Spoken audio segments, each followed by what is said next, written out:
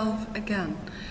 The last time we stopped at the cardiac cycle, so for now we're going to continue from that. The cardiac cycle here is divided into two stages, the systole and the diastole. The atrial systole, this occurs when the muscles in the atrial walls contract and the blood passes onto the ventricles. Because as we all know that the blood, when it starts to come in, or the blood cycle, it goes from the atrium until it reaches the ventricle, and then through the other ventricle to the atrium, and there it goes.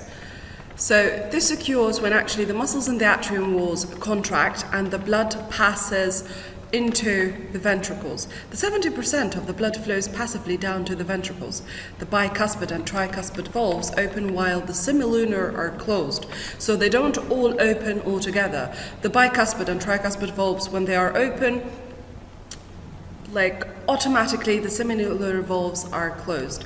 As for the ventricle systole, 0.1 seconds after the atria contracts, the ventricle walls contract as well, increasing the blood pressure and pushing it out of the heart. The blood passes through the aorta and pulmonary arteries, and the semilunar valves open while the bicuspid and tricuspid are closed. Then we've got something else called the ventricle diastole. This lasts for about 0.3 seconds. The ventricles here relax and the pressure falls below in the arteries. The higher pressure in the artery pushes against the semilunar valves and shutting them. The diastole, all the muscles of the heart here relax and the pressure inside the ventricles get lower than in the atria. When this happens, most of the blood starts to flow from the atria to the ventricle, even through the atria is not contracting. However, the atria contracts toward, and then at the end it actually pushes out the last bit of blood into the ventricles and the cycle begins all over. Like here. The first thing, look at the arrows, the atriosystole, both contract, blood flows from the atria into here, the bottom of the heart, which we call the bottom chambers, which we call them ventricles or the ventri. The backflow of blood into the veins is prevented. Why? Because the most important thing about the valves is that they actually prevent the blood from going backwards. As for the ventricle systole here, both ventricles here, look at the arrow, look how it's squeezed on the edges. These ventricles actually contract. The atrioventricle valve are pushed and shut by the pressurized blood in the ventricles. Then we've got the semilunar valves in the aorta and the pulmonary artery are pushed open.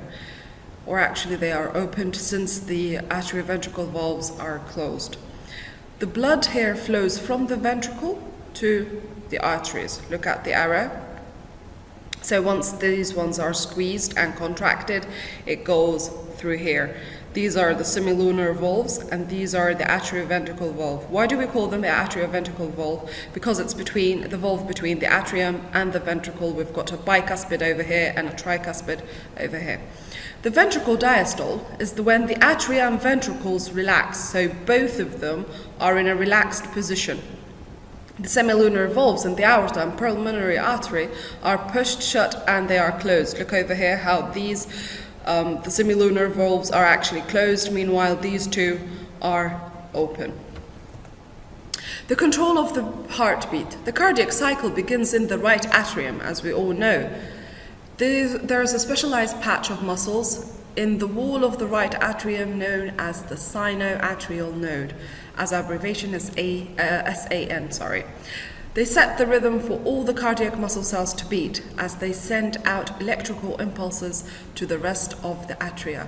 This causes an atrial contraction. The electrical impulses do not pass down to the ventricles. Instead, there's another node which is called atrioventricle node. AVN picks up the electrical pulses from the atria, as you can see over here. The first thing that happens over here, which is each cardiac cycle begins in the right atrium, and the small patch of muscles tissue in the right atrium wall is called the SAN, the sinoatrial node.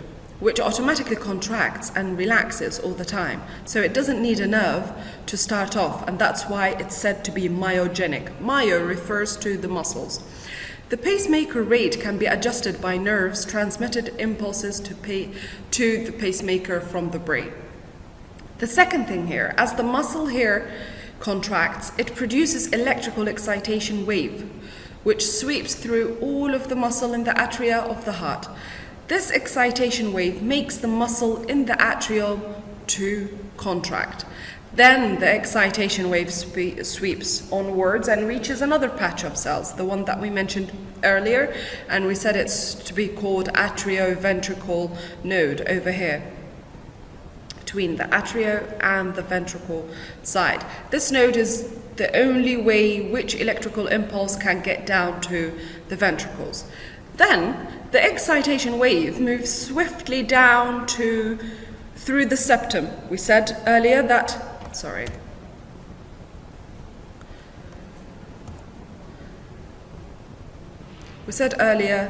the septum here actually divides the right side and the left side from the heart by this thick wall. So the excitation waves move swiftly down through the septum of the heart along the fibers known as Purkinje tissue. Once the excitation wave arrives at the base of the ventricles over here, it sweeps upward through the ventricle walls. Then the ventricles here contract. The last thing, that the ventricles then relax and the muscle in the SAN contracts again. So this will be the actual cardiac cycle.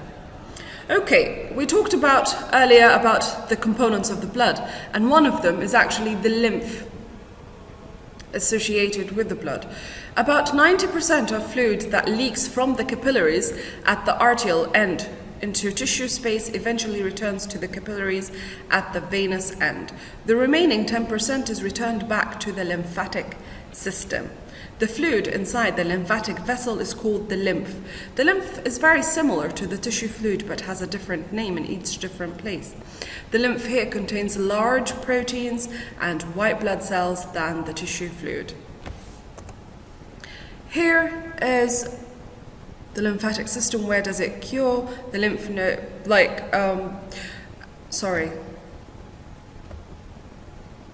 Okay. Here is, I thought that we were going to have the picture, the image of the lymphatic system. But anyways, this is all the major blood vessels that we have around the body. Here in the neck, that you can just feel the pulsation here. You've got the carotid artery, you've got the jugular vein. Here just beneath your clavicle here, you will have the subclavian artery, the pulmonary vein and pulmonary artery related to the lungs. You've got the vena cava, you've got here the hepatic artery related to the liver, you've got the renal artery and renal vein which is related to the kidney, and you've got the gut, and yeah, pretty much that's it. Thank you for listening, and I'll be waiting for your questions.